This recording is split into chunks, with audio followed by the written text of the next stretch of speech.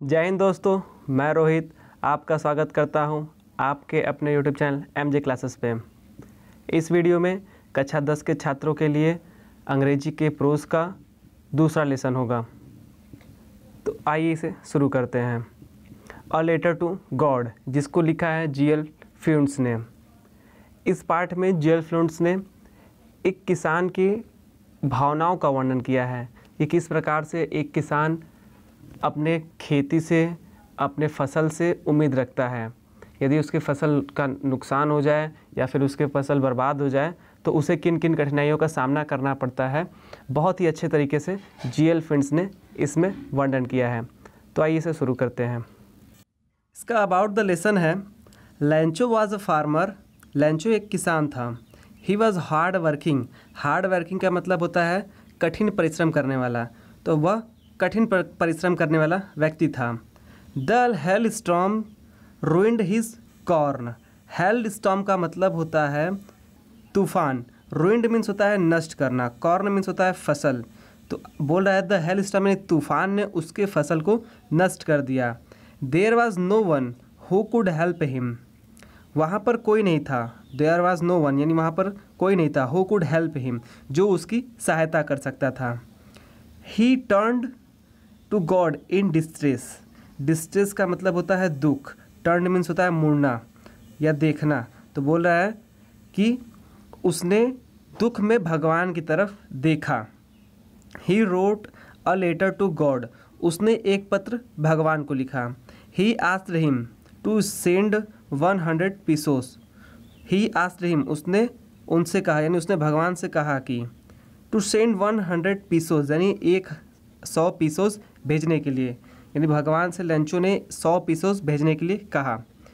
A postman saw the letter to God. एक postman यानी एक डाकिया ने देखा द लेटर टू गॉड यानी भगवान को पत्र, यानी एक डाकिया ने भगवान के नाम एक पत्र देखा। अब वो भी आश्चर्य हुआ होगा कि अब वो भगवान को पत्र कैसे डिलीवरी करेगा, भगवान के पास उसे जाने के लिए तो मरना पड़ेगा। तो अब वही इस सोच में देखिए आगे क्या करता है। He took it to the postmaster. वह उसे पोस्ट मास्टर के पास ले गया, यानी वह पत्र को पोस्ट मास्टर के पास ले गया। The postmaster open the letter. Postmaster ने लेटर को खोला। He was surprised to see Lencho's faith in God. He was surprised यानी यह पोस्ट मास्टर के लिए है कि पोस्ट मास्टर सरप्राइज हुआ यानी आश्चर्यचकित हुआ। टू सी लैंचोस फेथ यानी फेथ मीन्स होता है आस्था। तो बोला लैंचो की आस्था को देखकर, इन गॉड भगवान में, यानी जो पोस्ट मास्टर था लैंचो का भगवान में आस्था देखकर वह सरप्राइज हुआ यानी आश्चर्य हुआ। ही कलेक्टेड सम 70 पीसोस यानी उसने कलेक्ट किया, यानी उसने अपने एम्प्लॉयज़ से कलेक्ट किया यानी लिया। सम 70 पीसोस यानी कुछ लगभग 70 पीसोस, यानी लैंचो ने 100 पीसोस मांगे तो वह अपने एम्प्लॉय से सिर्फ 70 पीसोस ही इकट्ठा कर पाया। He put them in an envelope along with a letter, यानी उसने जो पोस्ट मास्टर था वह अपने एम्प्लॉय से 70 रुपये कलेक्ट करके एक एनवलप में रख दिया जिसके साथ एक लेटर भी था। It carried only one word as signature God, यानी उसमें सिर्फ एक शब्द लिखा था भगवान के हस्ताक्षर पर, भगवान यानी गॉड। नेक्स्ट संडे अगले रविवार को लैंचो केम, लैंचो आया। ही रिसीव्ड द लेटर, उसने पत्र को प्राप्त किया। He was not at all surprise यानी वह आश्चर्यचकित नहीं हुआ कि भगवान ने मुझे रिप्लाई कर दिया, वह इस बात पर आश्चर्यचकित नहीं हुआ।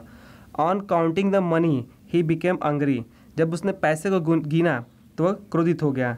ही रोट अनदर लेटर, उसने दूसरा पत्र लिखा। He asked God not to send the rest of the money through the mail because the postal office employees were bunch of crooks, यानी ही आस्क्ड गॉड यानी उसने भगवान से कहा not to send the rest of the money, rest यानी बचा हुआ। तो बोल रहे हैं कि वह बचा हुआ पैसा मेल से न भेजें, मतलब बोल रहे हैं कि इस डाक के द्वारा वह बचा हुआ पैसा न भेजें क्योंकि पोस्ट ऑफिस एम्प्लॉयज़ यानी जो डाकघर के कर्मचारी है और बंच ऑफ क्रूक्स यानी धोखेबाज और बेईमान हैं। तो यहाँ पर बोल रहे हैं कि जो एम्प्लॉयज़ थे उन्होंने इकट्ठा किया पैसा और उस लेंचो का इतना आस्था था भगवान में कि उसे लगा कि भगवान तो 70 रुपये भेज ही नहीं सकते, वो पूरा 100 रुपये भेजेंगे, इसमें ज़रूर जो एम्प्लॉयज़ है, डाकिया है, जो उसने 30 पैसे निकाल लिए हैं। इसी बात पर उसने दोबारा लेटर लिखा था। तो चलिए इसकी स्टैंजा का शुरुआत करते हैं। The house the only one in the entire valley, यानी द हाउस यानी घर, द ओनली वन यानी सिर्फ अकेला, इन द इंटायर वैली संपूर्ण घाटी में, यानी एक घर था जो संपूर्ण घाटी में अकेला था। Sat on the crest of a low hill, crest means होता है चोटी, तो बोल रहा है जो निचली पहाड़ी के चोटी पर स्थित था।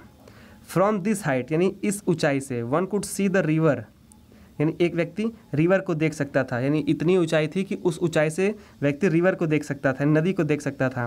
And the field of ripe corn dotted with the flowers that always promised a good harvest, यानी and the field of ripe corn यानी पके हुए, राइप कॉर्न का मीन्स होता है पके हुए फसल, राइप कॉर्न यानी जो पके हुए फसलों का खेत देख सकता था।